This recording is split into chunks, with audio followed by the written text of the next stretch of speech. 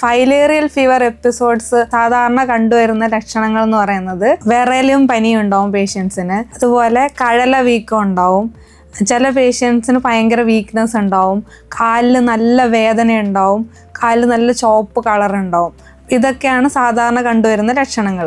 ഗ്രാമങ്ങളിലൊക്കെ ഉള്ള പേഷ്യൻസിന് പെട്ടെന്ന് അവർക്ക് ഒരു മെഡിക്കൽ അഡ്വൈസ് തേടാൻ അല്ലെങ്കിൽ ഡോക്ടറെ കൺസൾട്ടേഷൻ ചെയ്യാനോ ചിലപ്പോൾ പറ്റിയെന്ന് വരില്ല. ലിംഫെഡിമ ഉള്ള പേഷ്യൻസിന് ഡോക്ടറിനെ കൺസൾട്ടേഷൻ ചെയ്യുന്നവരെ അവർ സ്വന്തമായിട്ട് ഇങ്ങനെയുള്ള അവസ്ഥ വന്നാൽ എങ്ങനെ മാനേജ് ചെയ്യാമെന്ന് ചോദിക്കുകയാണെങ്കിൽ എപ്പോഴും ഇങ്ങനെ ഈ പനി വരികയാണെങ്കിൽ അവർ ഫുൾ റെസ്റ്റ് എടുക്കുക.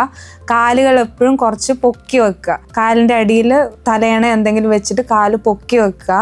അതേപോലെ ചിലപ്പോൾ അവർക്ക് ബോഡി ടെമ്പറേച്ചർ നോർമലായിരിക്കും, പക്ഷെ കാലിൽ മാത്രം നമ്മൾ തൊട്ട് നോക്കുകയാണെങ്കിൽ ടെമ്പറേച്ചർ വളരെ കൂടുതലായിരിക്കും.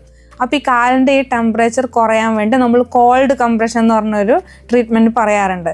കോൾഡ് കംപ്രഷൻ എന്ന് പറയുകയാണെങ്കിൽ നമ്മൾ വൃത്തിയുള്ള ഒരു കോട്ടൺ തുണി എടുത്തിട്ട് അത് വെള്ളത്തിൽ മുക്കി പിഴിഞ്ഞിട്ട്, തണുത്ത വെള്ളമാണെങ്കിൽ നല്ലത്, ഇല്ലെങ്കിൽ സാധാരണ പച്ചവെള്ളത്തിൽ മുക്കി പിഴിഞ്ഞിട്ട് അത് കാലിൽ ചുറ്റി വെക്കുക. അപ്പോൾ ഇത് നമുക്ക് ഈ കാലിൻ്റെ ടെമ്പറേച്ചർ കുറയ്ക്കാൻ വേണ്ടി സഹായിക്കും.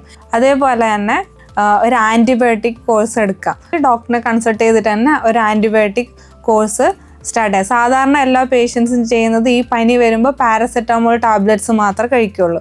പക്ഷെ പാരസെറ്റമോൾ ടാബ്ലറ്റ് നമ്മുടെ ടെമ്പറേച്ചറും വേദനയൊക്കെ കുറയാൻ വേണ്ടി മാത്രമേ സഹായിക്കുള്ളൂ. പക്ഷെ ഒരു ആൻറ്റിബയോട്ടിക് കൂടെ കഴിച്ചാൽ മാത്രമേ ആ ഇൻഫെക്ഷൻ പൂർണ്ണമായിട്ട് മാറുള്ളൂ. നമ്മൾ വീട്ടിൽ സെൽഫ് കെയർ ചെയ്യുകയാണെങ്കിൽ 2-3 ദിവസത്തിനുള്ളിൽ സിംറ്റംസ് ഒന്നും കുറയുന്നുണ്ടെങ്കിൽ എത്രയും പെട്ടെന്ന് അടുത്തുള്ള ഹോസ്പിറ്റലിൽ തന്നെ കാണിക്കേണ്ടതായിട്ട് വരും.